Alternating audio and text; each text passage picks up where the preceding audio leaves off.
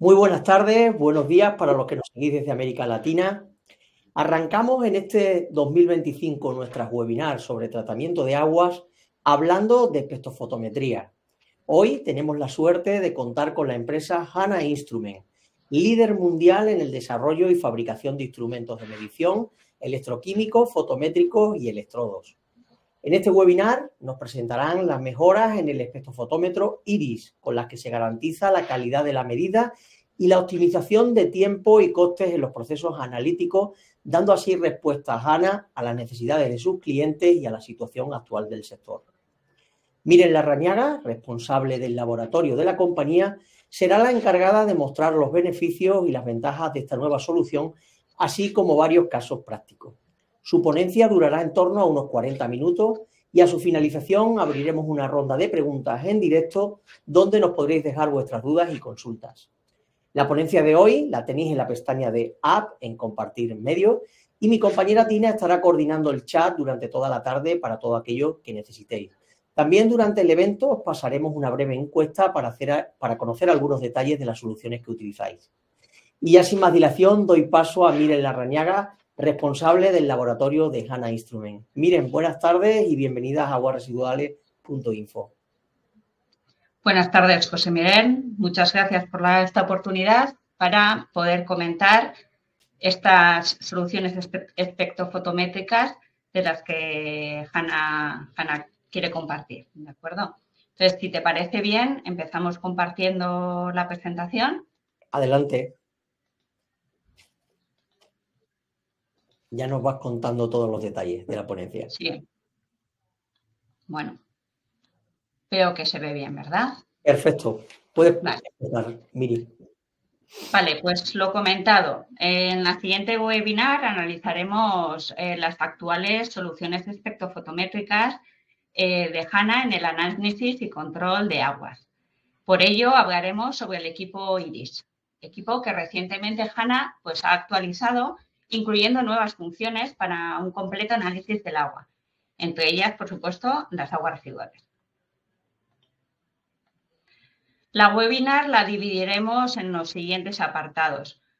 Primeramente haremos una pequeña presentación de Hanna Instruments como fabricante de instrumentación. Continuaremos analizando las características tanto ópticas como funcionales del espectrofotómetro IRIS.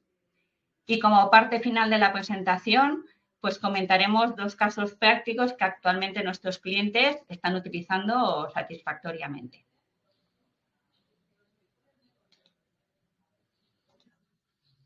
Hanna es una multinacional con presencia en más de 40 países alrededor de todo el mundo. Con lo cual, ¿esto qué es lo que nos aporta? Pues una fortaleza de contar con un departamento de I+D+I muy potente, cuyos desarrollos y mejoras están basadas en las experiencias prácticas de todas las delegaciones de Hanna. En la actualidad, prácticamente todos los equipos se fabrican en Europa, en nuestro parque tecnológico de Nusfalau, excepto algunos equipos muy específicos que se siguen fabricando en Estados Unidos. Durante más de 40 años, Hanna se ha enorgullecido de ser líder mundial en innovación de instrumentación de análisis y control y seguimos trabajando en esta línea. Hanna realiza de forma integral tanto el diseño, el desarrollo y la fabricación de sus productos. En el parque tecnológico ubicado en Nusfalau, como os he comentado antes, tenemos la capacidad de ensamblar, de soplar el vídeo, de fabricar todos los componentes electrónicos, reactivos y soluciones. Incluso, por último, montar el packaging del producto final.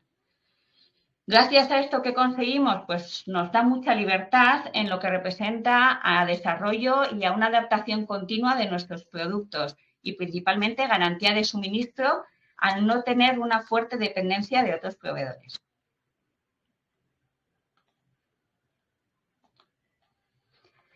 Sin embargo, algo que nos diferencia es que Hanna, a diferencia de otras multinacionales, tiene una gestión local completa e integral. Por ello, contamos desde un stock permanente de más del 80% del catálogo de Hanna en nuestro almacén automatizado y así aseguramos la trazabilidad total de nuestro producto. También contamos con un departamento de asistencia técnica propio y especializado que resuelve desde las incidencias y consultas técnicas hasta realizar mantenimientos, así como instalaciones y puestas en marcha in situ en casa del cliente para aquellos que así lo requieren. Otra de las piedras angulares de nuestra organización pues es el laboratorio, al que estoy representando yo hoy aquí, donde contamos con personal dedicado en exclusiva al desarrollo de aplicaciones, servicio postventa, tanto telefónico como vía videoconferencia, y calibración de equipos.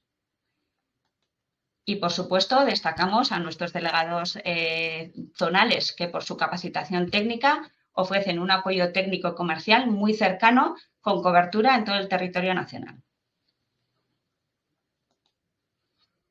En cuanto a productos y servicios, pues nos encontramos en una evolución constante desde 1978, que es cuando se inició HANA como fabricante de instrumentación de instrumentos electroquímicos, y después, desde 1991, cuando se materializó lo que es actualmente la delegación de HANA en España.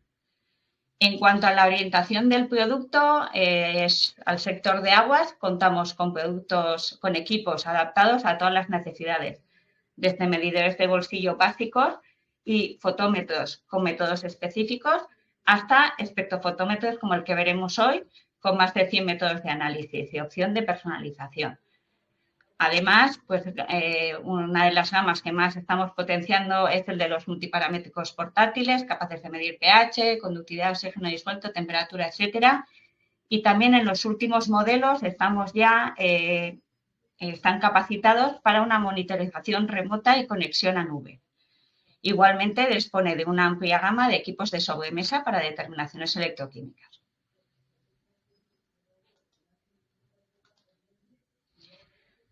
Bueno, después de haber visto un poco lo que es HANA, que muchos ya nos conocéis, pero para quienes no nos conocéis, pues sí, ya vamos a empezar en la materia que hoy nos ocupa. Con el fin de conocer las opciones en espectrofotometría que HANA tiene, pues para la presentación realizaremos inicialmente pues, una breve revisión de la técnica espectrofotométrica en sí. Para cumplir los criterios por los que el agua se considera apta para el vertido, establecidos en los requisitos normativos de las distintas autoridades, en los laboratorios de todo el mundo se realizan a diario numerosos análisis de agua, como conocemos. Se pueden emplear diversas técnicas de instrumentación de todo tipo, pero entre ellas la espectrofotometría ha demostrado ser fiable, rápida y fácil de realizar, ya que requiere un espacio mínimo en el banco de trabajo y, bueno, pues es capaz de medir con gran versatilidad, gran variedad de analitos, llegando a límites de cuantificación bajos que son instrumentos pues, algo más sofisticados, pero son muy asequibles. Al final, en este método de análisis, una muestra de analito en el agua reaccionará, como ya sabemos, con unos reactivos específicos según el procedimiento del método que queramos realizar. Como resultado de esta reacción, tiene lugar un cambio de color. El color inicial de la muestra sufre un cambio proporcional al analito, a la concentración del analito que estamos determinando. Esta es la primera parte de la espectrofotometría, lo que sería la reacción química en sí, la reacción del analito con los reactivos, en los que no entra lo que es el equipo espectrofotométrico en sí. Después de llevarse a cabo este cambio de color, puede medirse espectrofotométricamente seleccionando una longitud de onda opuesta al color generado durante la reacción. Y al final detectando la absorción de la luz por parte de la sustancia que queremos estudiar. Desde el punto de vista de la preparativa de muestras, hay ciertos pasos que deben de completarse cuidadosamente antes de una medición. En general, las muestras de agua se preparan mezclándolos con los reactivos de los kits, pero según el método puede que tenga que llevarse a cabo pues, un calentamiento, una digestión, en aquellos casos que tengamos que desacomplejar el analito, puede que lleve una filtración, un tiempo de espera, ¿de acuerdo? Puede ser que en algunos casos no sea simplemente añadir el reactivo al analito. La preparativa que se tenga que realizar dependerá del analito específico y del kit que se vaya a utilizar. Por lo tanto, para preparar las muestras correctamente, pues siempre recomendaremos que se lleve a cabo tal y como se indica en las hojas de instrucciones que nos han hecho llegar el fabricante. ¿De acuerdo?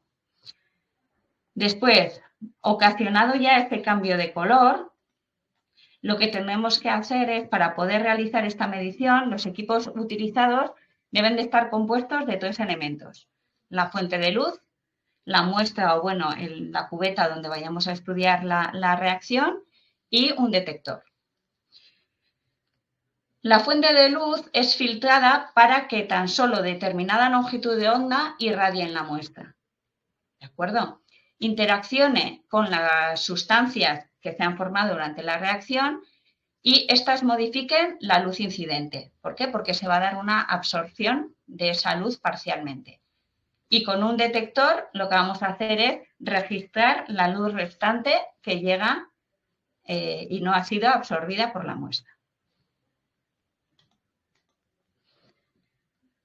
Realizando distintas determinaciones con muestras de concentración conocida, lo que conseguiremos es encontrar una relación entre la concentración del analito que estamos estudiando y la absorbancia que esta concentración provoca. De esta manera definiremos la llamada recta de calibrado, para que al analizar una muestra de concentración desconocida pueda ser comparada con esta recta de calibrado y poder obtener un resultado. Esto es, al fin y al cabo, lo que es la espectrofotometría.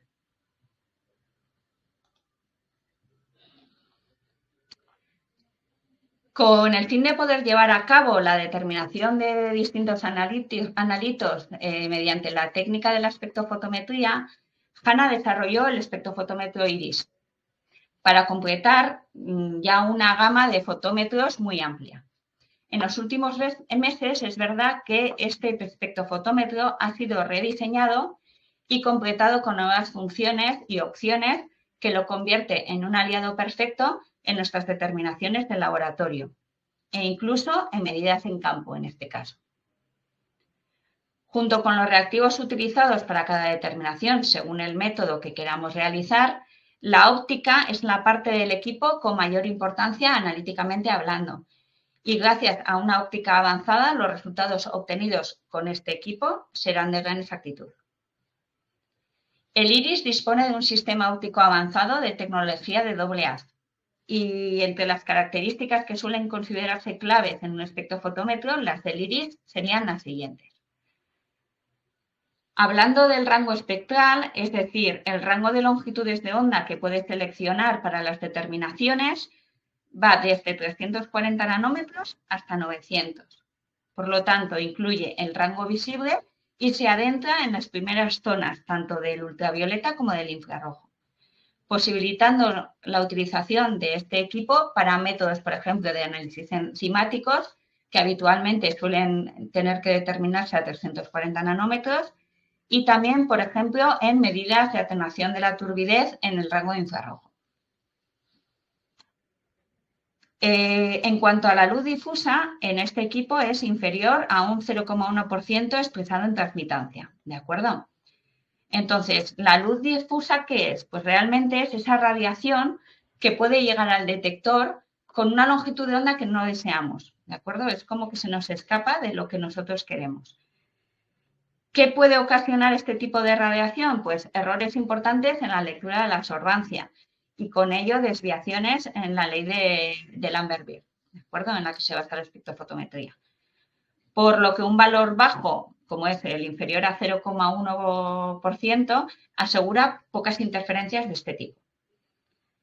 El ancho de banda del equipo es de 5 nanómetros, por lo que la selección de la longitud de onda se realiza de una manera precisa para favorecer esa exactitud en las medidas. La precisión es de más o menos 1,5 nanómetros, por lo que la precisión de las medidas se favorece al tener este valor de precisión. Y por último, una de las características ópticas más importantes del equipo es lo que se llama la tecnología de doble haz. aquí podemos ver un diagrama de lo que sería un espectrofotómetro de doble haz, ¿de acuerdo? ¿Y qué es lo que queremos decir cuando indicamos que es de doble haz? Pues al final es que el equipo dispone de un divisor del haz, ¿de acuerdo?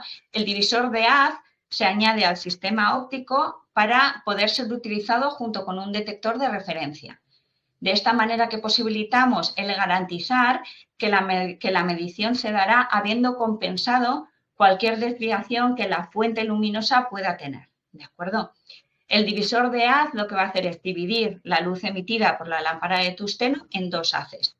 Enviar uno de los haces al detector de referencia, que medirá la intensidad, y el otro pasará por la muestra a analizar y llegará al detector de la muestra.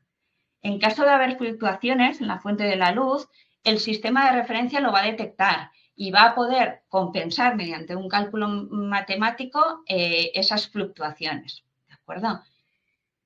También, ¿qué posibilita el detector de referencia? Pues un ahorro de batería y una mejora en la velocidad del medidor, ya que al realizar siempre una determinación de referencia, la lámpara no tiene que calentarse previamente antes de su uso.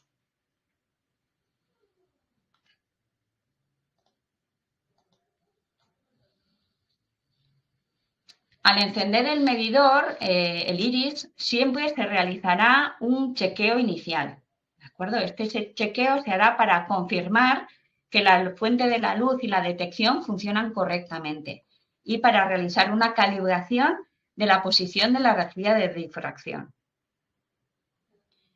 La rejilla cóncava del sistema óptico genera lo que se llama el espectro de la luz. ¿Cómo lo hace? Bueno, pues cuando la luz de la lámpara de tungsteno, que es nuestra fuente de luz, incide en la rejilla, convierte la luz blanca policromática en el arco iris que conocemos. Este arco iris va a contener la luz dispersa en todas las longitudes de onda del visible, ¿de acuerdo? La rotación de esta rejilla nos permite seleccionar la longitud de onda que necesitamos, ¿de acuerdo? Y el hecho de utilizar una rejilla cóncava en lugar de otros sistemas ópticos que suelen requerir de ser completados para conseguir esta misma función, nos permite un sistema óptico de gran calidad, pero en un equipo compacto.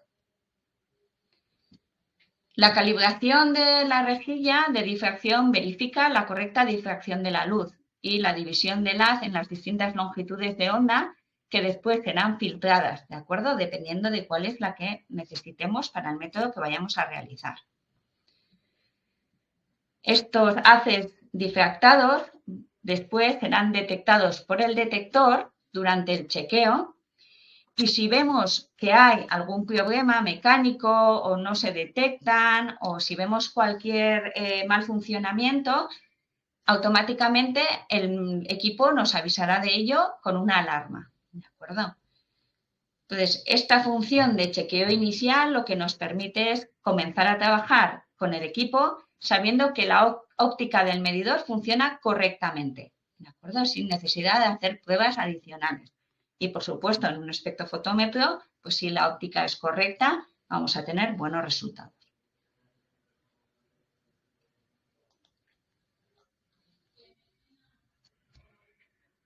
Tal y como hemos comentado antes, el sistema óptico es vital en el equipo y para poder medir una amplia variedad de longitudes de onda, que son todas las del visible, se necesita una lámpara de banda ancha. En el caso del espectrofotómetro iris, esto se consigue con una lámpara halógena de tungsteno. Está claro que estas lámparas no tienen una vida útil infinita, por lo que con el tiempo va a tener que ser cambiada. Lo que Hanna ha diseñado para el iris es que gracias al diseño del soporte de la lámpara, esta va a poder ser cambiada con mucha facilidad, garantizando la alineación de la lámpara respecto al resto del sistema óptico. La previa alineación de la lámpara en el soporte va a garantizar que la bombilla esté en la misma posición cada vez que se cambie, sin que ocasione desviaciones posteriores en el sistema de dispersión de la luz, sin que tengamos que recalibrarla, digamos. Por lo tanto, el cambio de la lámpara puede realizarlo el usuario final fácilmente gracias a la accesibilidad de la lámpara y a la previa alineación por HANA de esta, sin poner en peligro la calidad óptica del equipo.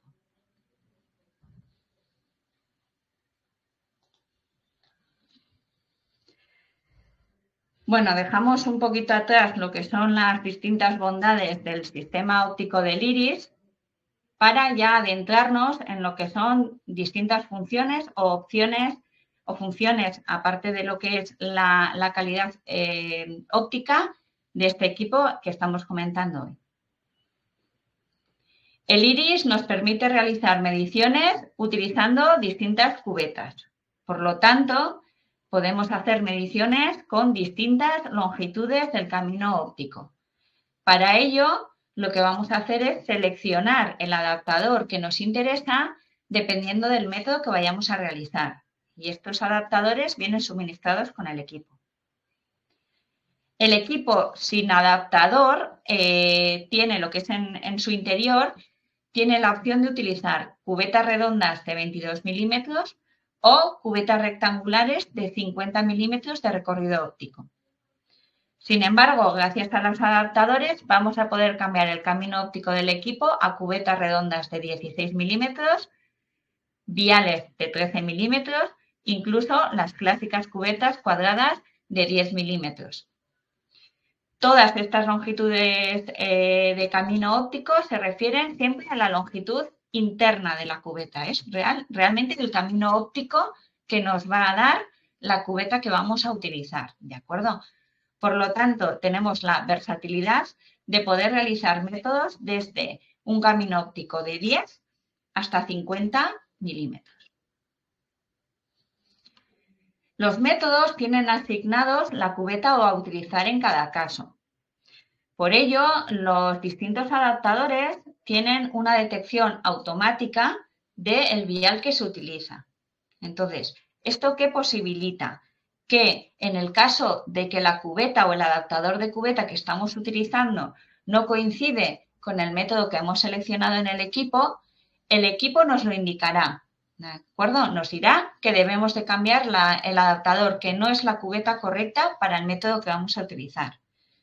Esto al final nos va a ayudar a minimizar los errores en caso de utilizar métodos con cubetas de distintos caminos ópticos en el día a día en el trabajo del analista.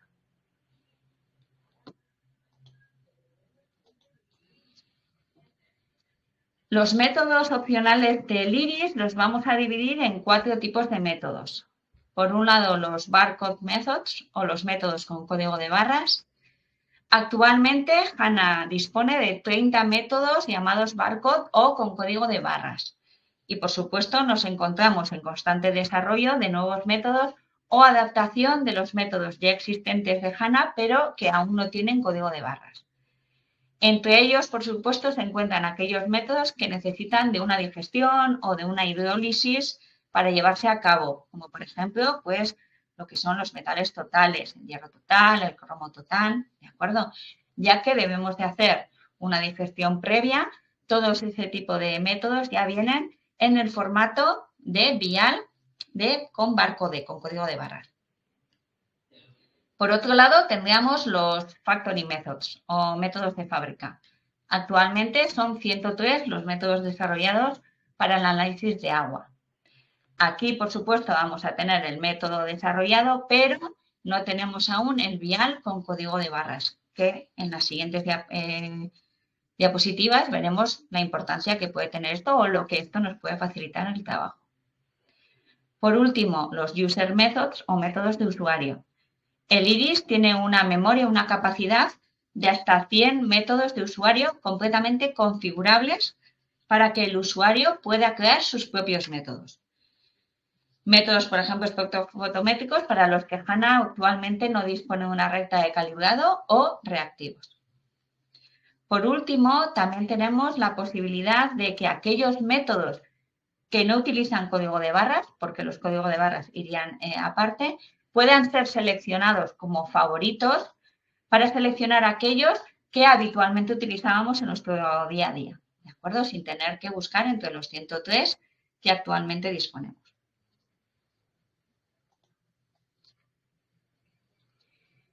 En los métodos favoritos, como he comentado, seleccionaremos aquellos métodos sin código de barras y que utilizamos habitualmente. ¿Esto qué posibilita? Pues facilita el trabajo del analista y disminuye tiempos de trabajo. Los métodos con código de barras son métodos desarrollados por HANA con un procedimiento y los reactivos predosificados en viales de 13 milímetros. Estos viales vienen con un código de barras identificativo y propio del método al que corresponde ese vial. El equipo automáticamente mide ese código de barras, si así lo requerimos, para que sea el propio equipo el que seleccione el método a realizar, sin que el analista tenga que seleccionarlo. Los métodos de fábrica son métodos desarrollados por HANA para los que se dispone de procedimiento, por supuesto, y de reactivos en la recta de calibrado para llevarse a cabo, pero se distinguen de los de código de barras en que no vienen predosificados en estos viales de 13 milímetros con código de barras, con lo cual se llevan a cabo en las cubetas de 16 o de 22, dependiendo del método, y esas cubetas van a ser reutilizadas. Y por último, como he comentado antes, los métodos de usuario. Estos son métodos abiertos y a disposición del usuario para que pueda definir su propio método. En estos pueden definirse desde la cantidad de longitudes de onda, que pueden ser hasta 5, qué longitud de onda va a ser la seleccionada para este método, el tipo de cubeta a utilizar, indicar diluciones si han tenido que hacerse previamente antes de hacer el procedimiento, temporizadores o tiempos de reacción acordes con los tiempos de reacción que debe de darse para obtener el color deseado e incluso introducir la recta de calibrado que ya relacione medidas de absorbancia con concentración, ¿de acuerdo? Esta recta de calibrado puede llevarse a cabo bien sea mediante medidas reales de patrones o introduciendo directamente valor de concentración y absorbancia manualmente en el equipo si ya son conocidas.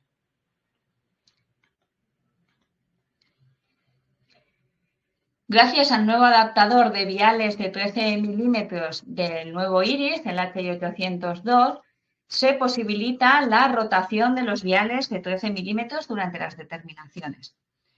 Esta rotación nos permitirá, por un lado, la lectura del código de barras, evitando errores de utilización de los viales en métodos que no corresponden. Si al medir el código de barras del vial, este no coincide con el método seleccionado en el equipo nos indicará un error y tendremos que cambiar de método. O incluso, si ya damos el último paso y seleccionamos la opción de lectura automática, tan solo introduciendo el vial y pulsando leer, seleccionará el método al que corresponda el vial que estamos utilizando. De esta manera, también conseguiremos minimizar las opciones de error en las medidas y, por supuesto, facilitar el trabajo al analista. HANA también ha hecho un rediseño de lo que son los viales, el packaging y, como hemos comentado, el vial, incluyendo por un lado el código de barras para todos sus métodos en viales de 13 milímetros, pero también se ha cambiado el packaging, las cajas en las que vienen.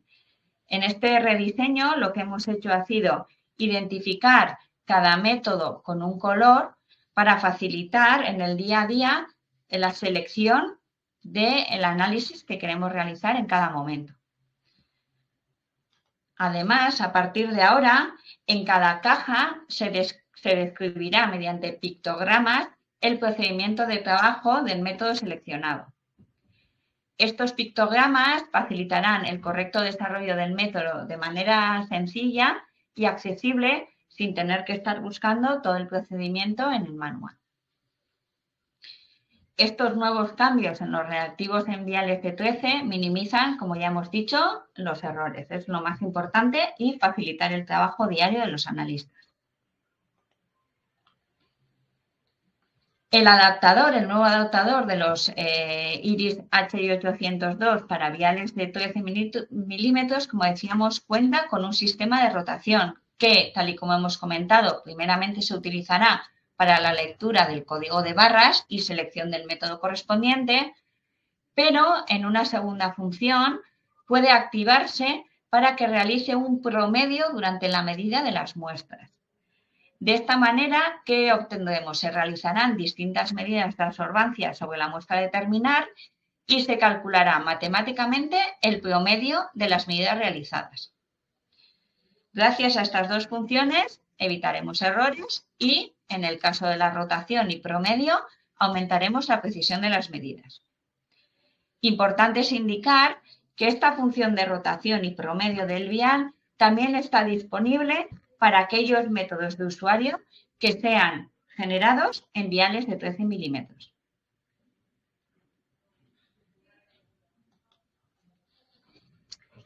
Al accionar la función promedio durante la determinación, el vial rotará durante la medida realizando 256 medidas sobre cada uno de los viales a determinar. O sea, realmente lo que nosotros obtendremos, las medidas que el equipo tendría, sería lo que hemos indicado en esta gráfica. Esta repetición de las medidas a lo largo de toda la superficie del vial posibilita que en algunos casos en los que hay alguna imperfección en el cristal o en el vidrio del vial o alguna suciedad, esta puede ser detectada. Tras la rotación del vial, el equipo detectará aquellas medidas que se alejan del cálculo promedio de todas las medidas y que puedan ser causadas bien por una imperfección del vial, pues como pequeña rayadura, o si no, por una pequeña suciedad en el vial, como una huella dactilar, que sin querer la hemos dejado en el vial. Al ser detectadas estas imperfecciones, son matemáticamente eliminadas del valor resultante, ¿de acuerdo? De esta manera, estas medidas que se alejan del promedio no van a desvirtuar la determinación del parámetro que estamos realizando.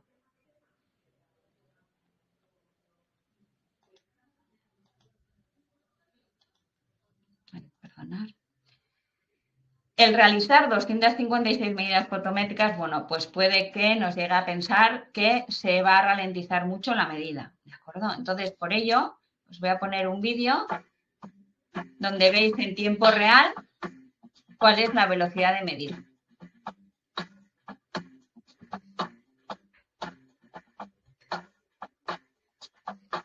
Y podéis ver las medidas en modo repetibilidad.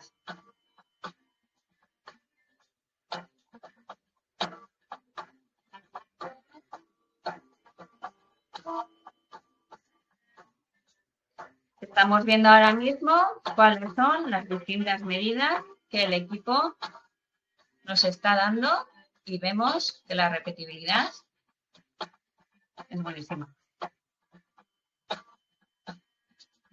¿De acuerdo? Y veis que no se ralentizan lo que son las medidas de DQ. En este caso es una medida de DQ. ¿De acuerdo? Vale. Otra de las mejoras del iris y de gran importancia es la posibilidad de seleccionar la opción del blanco. ¿De acuerdo? Tenemos que tener en cuenta que en las determinaciones fotométricas la medida del blanco o cero, como lo conozcáis, puede ser de gran importancia. Por ejemplo, en aquellas muestras que tengan un color que pueda suponer una mayor absorbancia de la longitud de la onda del método seleccionado, o en muestras que tengan una turbidez elevada y que puedan dispersar parte de esa luz en lugar de llegar hasta el detector, el realizar un cero o no realizarlo puede suponer diferencia en el resultado que vayamos a dar. Estas dos casuísticas, como decíamos, pueden ocasionar valores incorrectos del parámetro a determinar, ya que hay parte de la luz que no llega a detectarse y el equipo asume que es porque se ha dado una absorbancia. Por ello, en algunas ocasiones es necesario realizar lo que se llama un blanco de muestra antes de la reacción química, para corregir esa interferencia que pueda ser producida por el color o por la turbidez.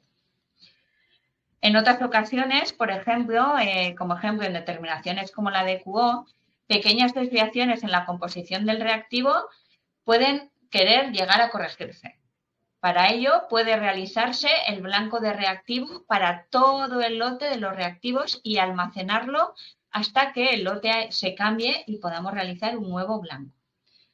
Sin embargo, tenemos que tener en cuenta que siempre queda disponible el realizar lo que hemos llamado como blanco instrumental, es decir, realizar un blanco en las primeras medidas utilizando una muestra sin este tipo de interferencias, como puede ser con agua destilada, y que este blanco quede almacenado en el equipo para el resto de medidas, en el que se hagan en el futuro, y no tengamos que realizar un blanco antes de hacer futuras medidas con el equipo.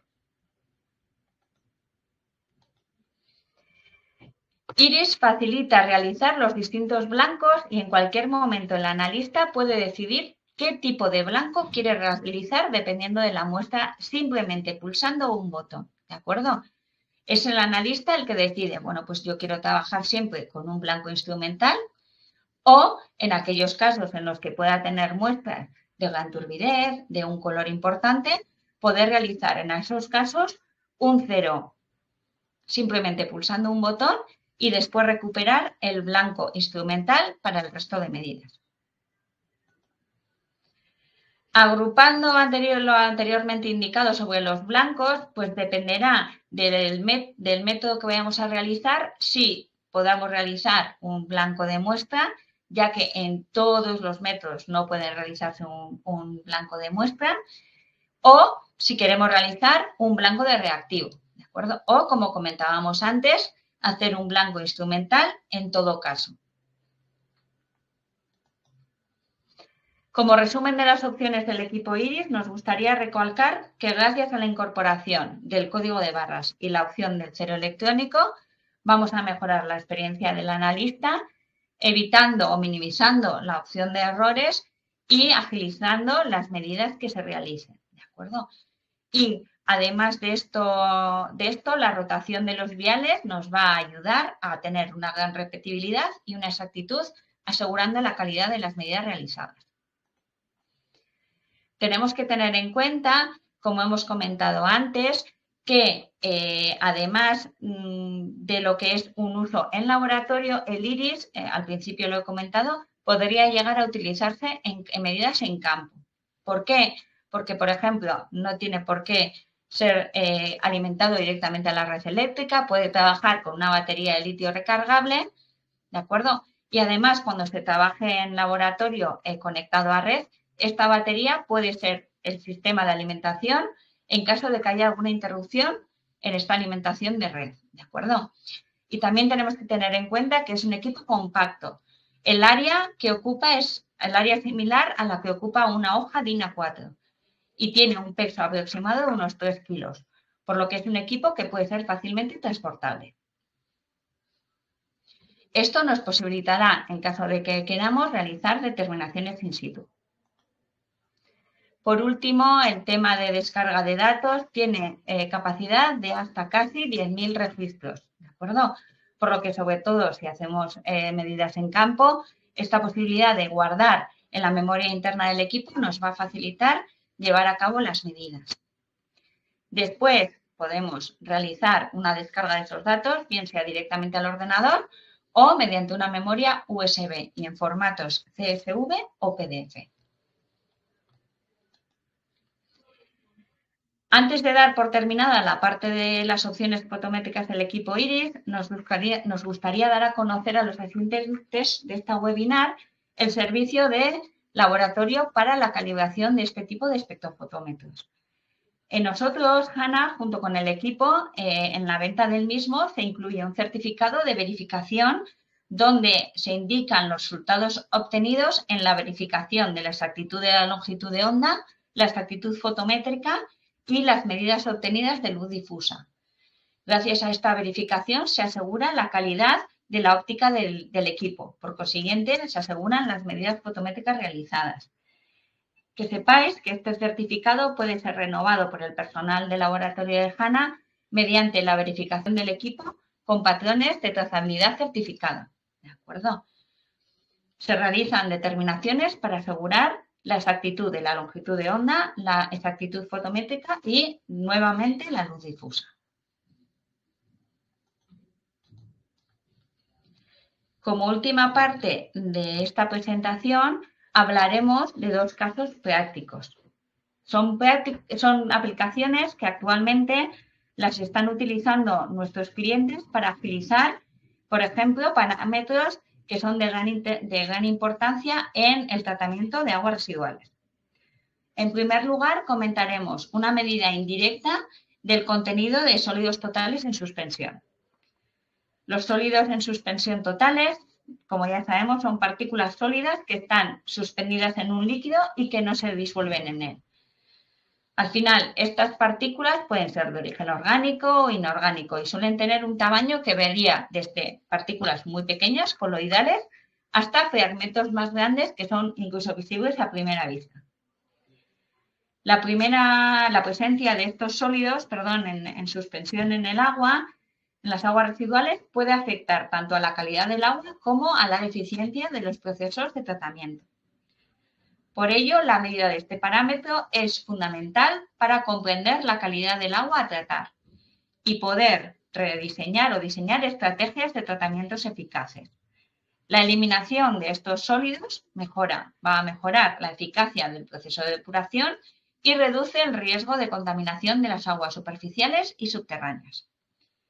El método oficial de determinación de sólidos totales en suspensión se basa en una filtración de un volumen de muestra específico y un posterior secado del filtro y pechado de este.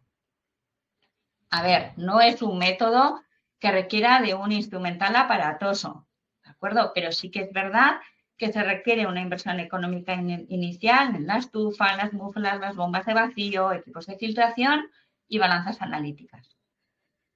Además, debemos de tener en cuenta que lo que sería una medida de sólidos totales en suspensión por método oficial, podríamos estar hablando de aproximadamente unas 2 horas para obtener el resultado. Y no se suele realizar in situ esta medida, ¿de acuerdo? Suele realizarse en laboratorio.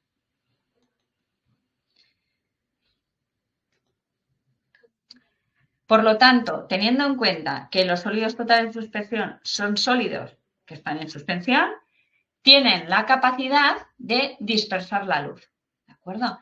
Entonces, ¿qué es lo que podemos hacer? Aprovechar esta característica para realizar una medida indirecta de la cantidad de esos sólidos totales en suspensión que tiene nuestra muestra. Esta determinación sería una medida confiable de los sólidos en suspensión presentes en la muestra y se realizaría mediante la medida de atenuación de un haz de luz, es decir, sería realizar una determinación de turbidez mediante atenuación. ¿En qué nos basamos? En que este método se basa en que a mayor concentración de sólidos en suspensión, mayor probabilidad hay de que se dé una dispersión de la luz, de un haz de luz que nosotros proyectemos. Por ello, lo realizaremos como una medida de absorbancia de la muestra, ¿de acuerdo? Realizaríamos una medida de absorbancia de la muestra en una longitud de onda en concreto. Y si bien realmente no se da una absorción de la luz por la muestra, al dispersarse por la presencia de estos sólidos y no llegar al detector del espectrofotómetro, pues el equipo va a cuantificar esa dispersión como absorbancia.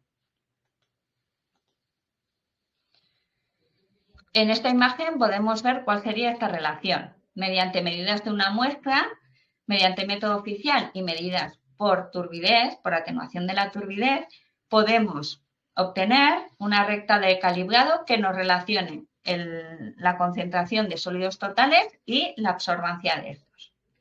HANA dispone de sus rectas de calibrado para el método de sólidos en suspensión, pero también tenemos que tener en cuenta que estas pueden personalizarse realizando una recta de calibrado creada gracias a medidas por el usuario mediante método oficial y mediante la medida de turbidez. ¿De acuerdo?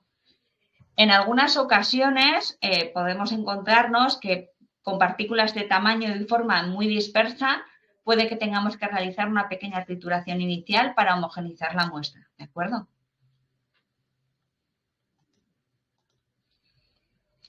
Para terminar, como segundo caso práctico, queríamos centrarnos en una mejora en los ensayos de rutina de la determinación de la demanda química de oxígeno, de la DQO. Al final, la DQO es uno de los indicadores más utilizados para analizar la eficacia de la depuración de una planta de tratamiento y, como ya sabemos, pues es la cantidad de oxígeno que se requiere para oxidar los compuestos de una muestra. ¿De acuerdo? Si bien la determinación de la DQO tras la digestión puede realizarse mediante valoración, la determinación espectrofotométrica es de gran uso en la actualidad por su facilidad, el uso de menor cantidad de reactivos tóxicos y de no tener que manipularlos al comprar ya los viales predosificados y sellados y preparados para la determinación directa.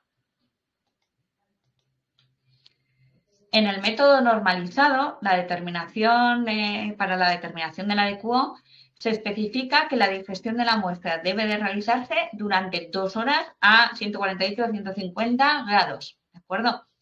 Esta es la razón por la que los termorreactores hasta ahora tenían una temperatura límite de 150 grados, ya que era la temperatura máxima de digestión.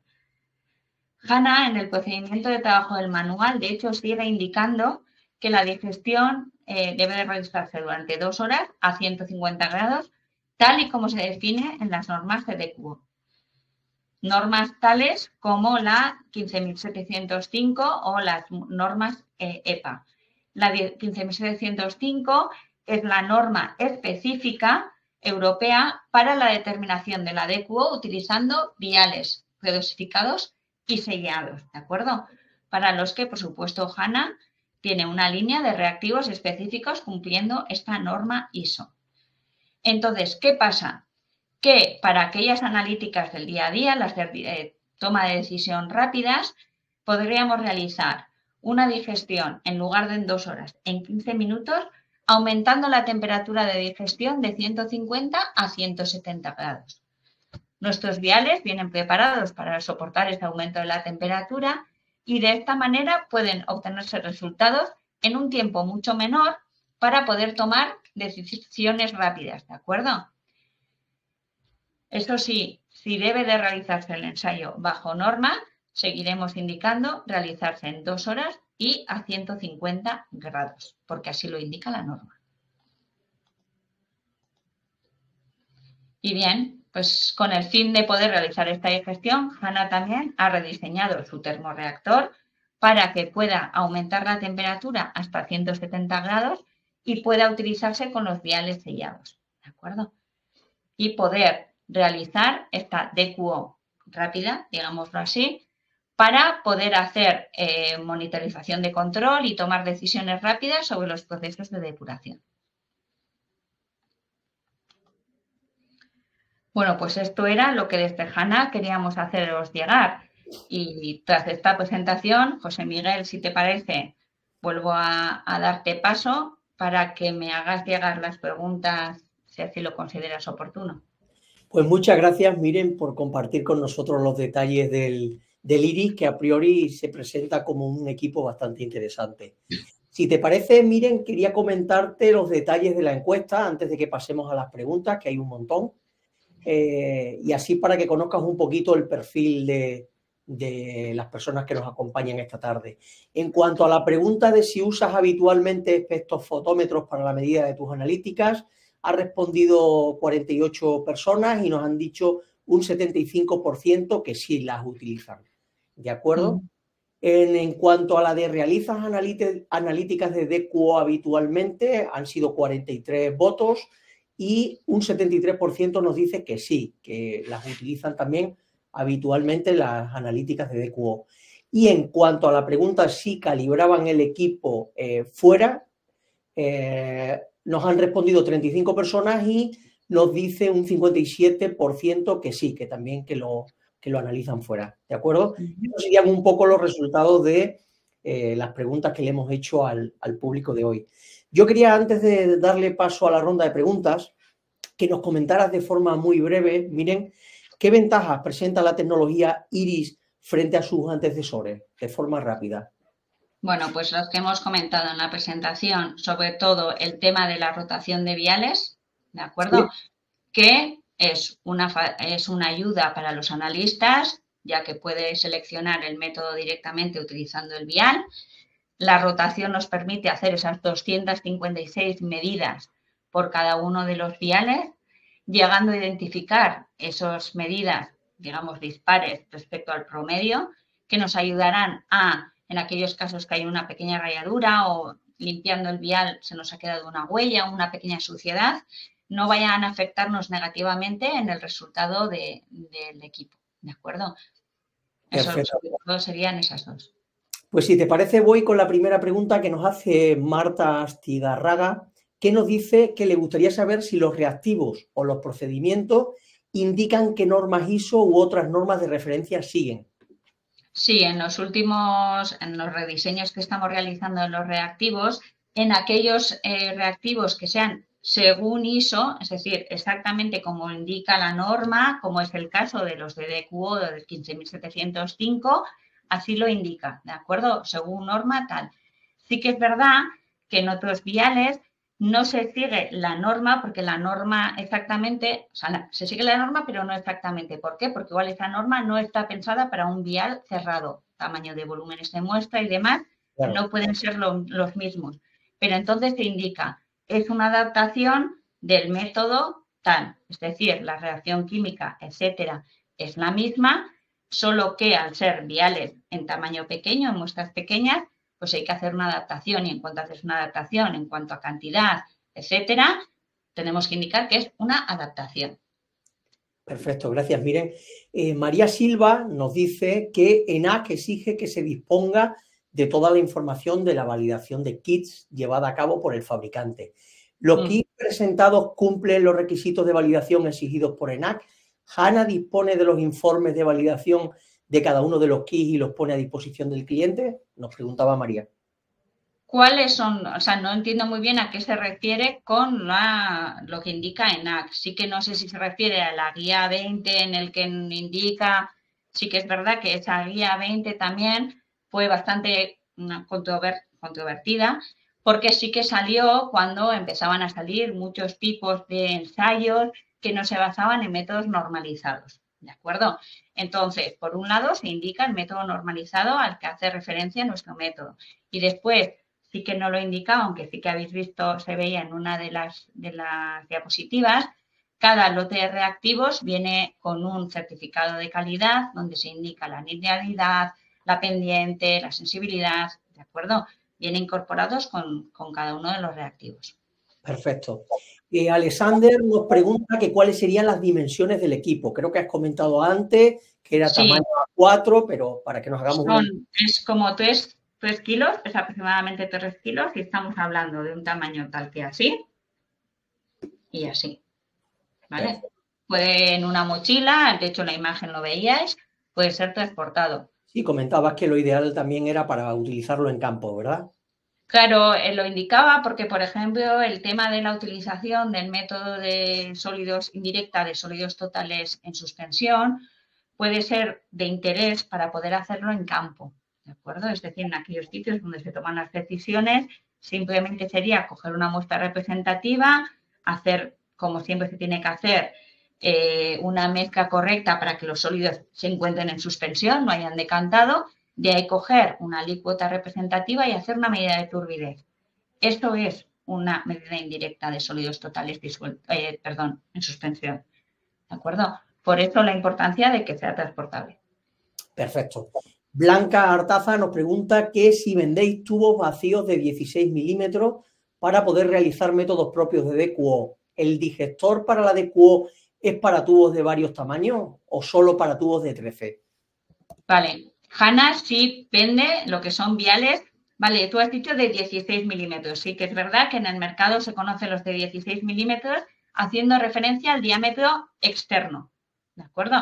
Los viales de 16, que son los que HANA comercializa, yo en el IRIS y en su manual hace referencia como viales de 13, porque en ese caso está hablando del diámetro interno, ¿vale?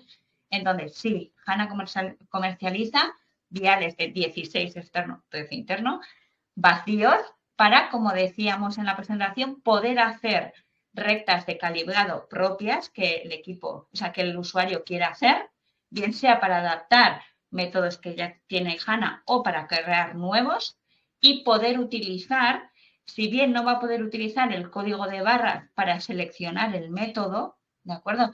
Sí va a poder utilizar la función promedio y poder realizar las 256 medidas en cada una de las determinaciones. Perfecto. Miren, Mario Zaya desde El Salvador nos pregunta que si tenéis representante en El Salvador. Ya aprovecho que lo extiendas para toda América Latina, que tenemos, como sabes, hoy gente de todos los rincones de América Latina. Y en cuanto al costo en El Salvador, nos preguntaba Mario, que entiendo que no es fácil, pero bueno, por lo menos si puedes háblanos, miren, de Sí. la representación que tenéis en toda América Latina. Sí, sí, HANA tiene distintas oficinas en Centroamérica y en Sudamérica, ¿de acuerdo?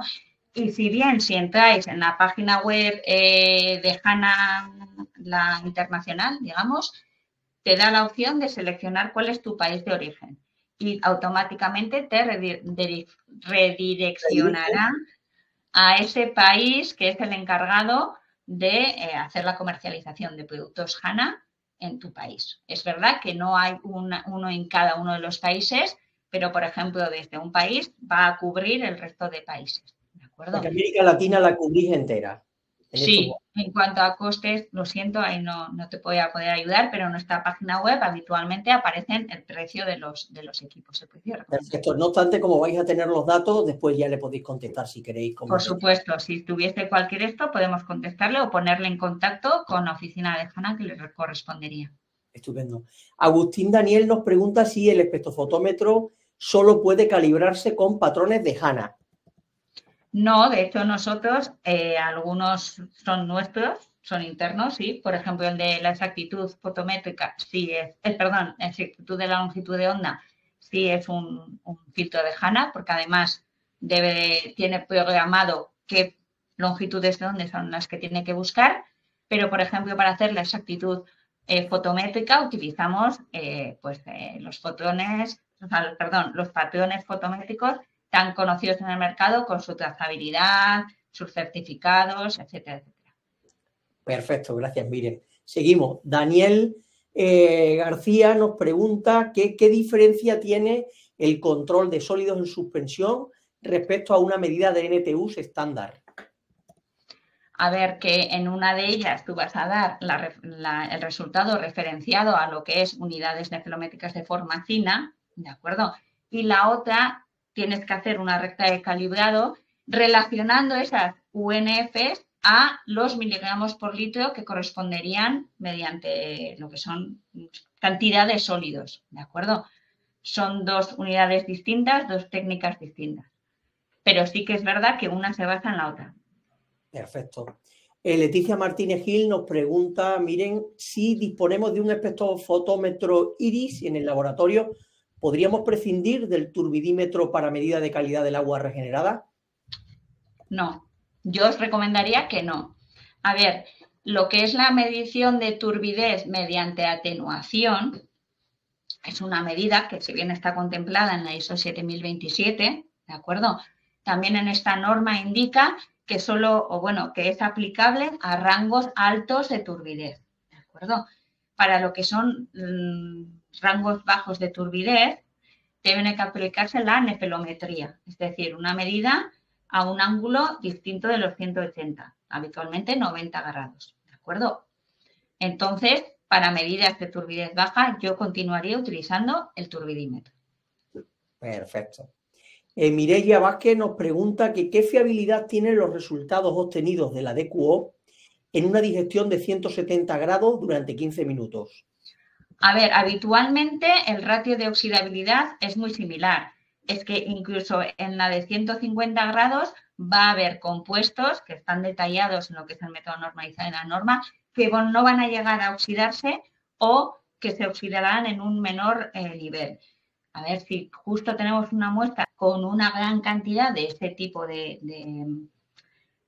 analitos, ¿de acuerdo? Pues ahí puede que sí tengamos una pequeña desviación. Pero los habituales, los que aportan la DQO a las muestras, se van a diferir en el mismo ratio de oxidabilidad.